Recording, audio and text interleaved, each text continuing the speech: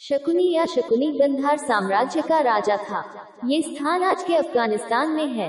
वह हस्तिनापुर महाराज और कौरवों के पिता धृतराष्ट्र का साला था और कौरवों का मामा। दुर्योधन की कुटिल नीतियों के पीछे शकुनी का हाथ माना जाता है और वह कुरुक्षेत्र के युद्ध के लिए दोषियों में प्रमुख माना जाता है। उसने कई बार पांडवों के साथ छल किया और अपने भांजे दुर्योधन को पांडवों के प्रति कुटिल चालें चलने के लिए उकसाया। उलूक, वृकासुर व विप्रचित्ति शकुनी तथा आर्षि के पुत्र थे।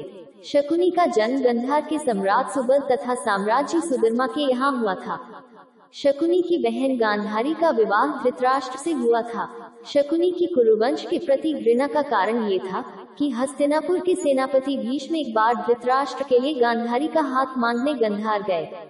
तब गांधारी के पिता सुबल ने ये बात स्वीकार कर ली, लेकिन उस समय उन्हें ये पता नहीं था कि धृतराष्ट्र जन्मांध है।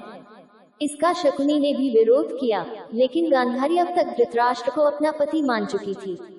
इसलिए शकुनी ने उस दिन ये प्रण लिया कि वह समूचे कुरुवंश के सर्वनाश का कारण बनेगा। हस्तिनापुर राज्य को 2 बराबर टुकड़ों में बांटकर एक भाग, जो कि पूर्णतः बंजर था, पांडवों को दे दिया गया, जिसे उन्होंने अपने अथक प्रयासों से इंद्रप्रस्थ वर्तमान दिल्ली नामक सुंदर नगरी में परिवर्तित कर दिया।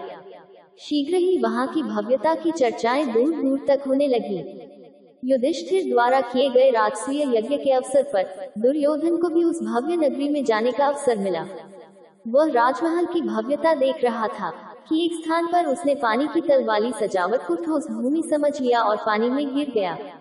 ये देखकर द्रौपदी हंसने लगी और उसने दुर्योधन को अंधे का पुत्र अंधा कहा। इसे दुर्योधन ने अपना अपमान समझा और वह हस्तिनापुर लौट आया। अपने भांजे की यह मानसिक स्थिति भांपकर शकुनी ने मन में पांडवों का राजपाट छीनने का कुटिल विचार आया। उसने पांडवों को चौंस के खेल के लिए आमंत्रित किया और अपनी कुटिल बुद्धि के प्रयोग से युधिष्ठिर को पहले तो छोटे छोटे दाव लगाने के लिए कहा। जब युधिष्ठिर खेल छोड़ने का मन बनाता तो शकुनी द्वारा कुछ न कुछ कहकर युधिष्ठिर से कोई ना कोई दाव लगवा लेता।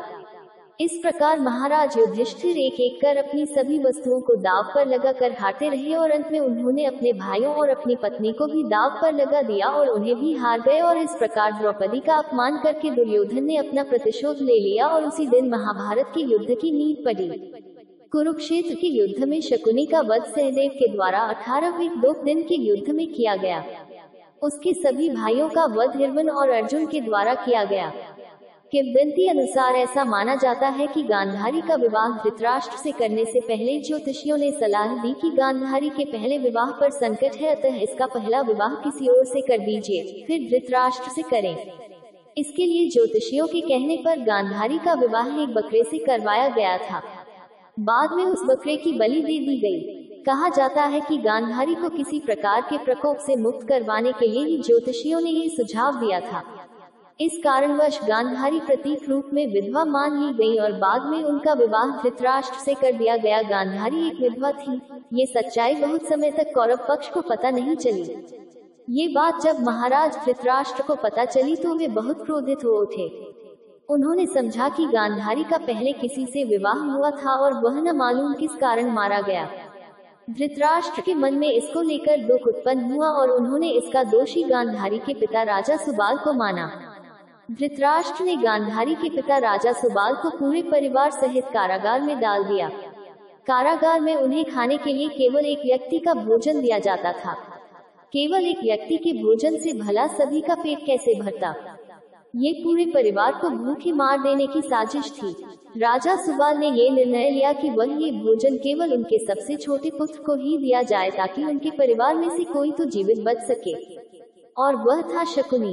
ये भी कहा जाता है कि विवाह के समय गांधारी के साथ उनका भाई शकुनी और आयु में बड़ी उनकी एक सखी हस्तिनापुर आई थी और दोनों ही यहीं रह गए थे।